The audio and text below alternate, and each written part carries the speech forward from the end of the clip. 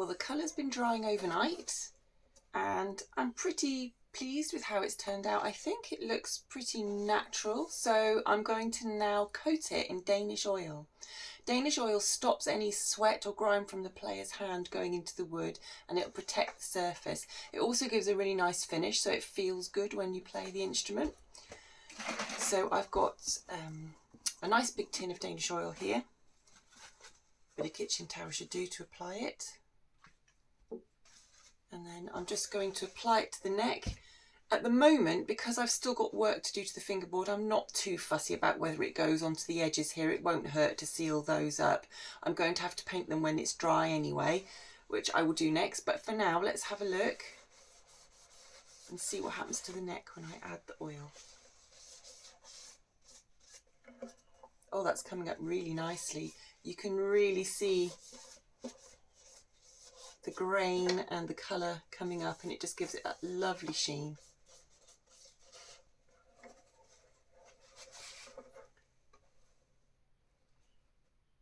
I'll let that dry for a minute, and then once it's dried I may do another coat, and that'll be the neck finished, and then I can crack on with the fingerboard.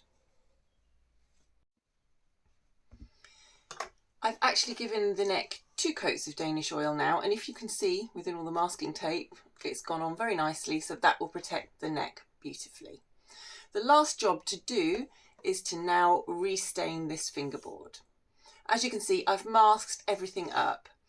There's going to be a little bit of a wavy line down the sides of the fingerboard where it meets the neck here, just because of the damage that was already done to the neck when I got this violin in.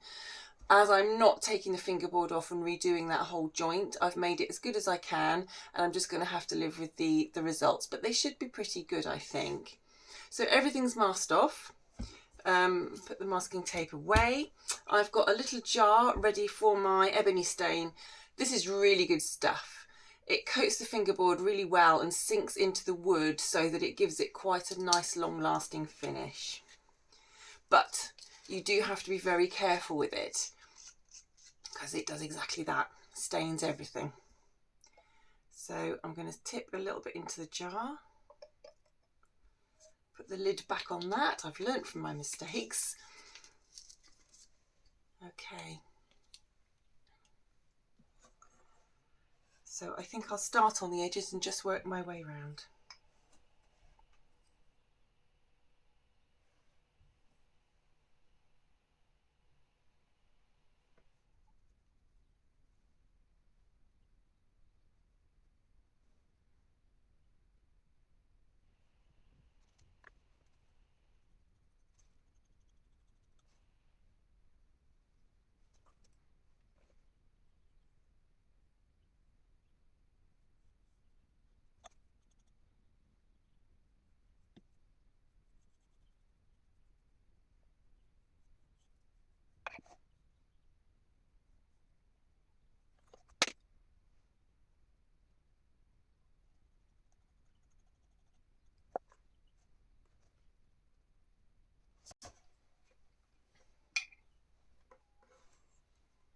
And there we are, one re-blacked ebonised fingerboard.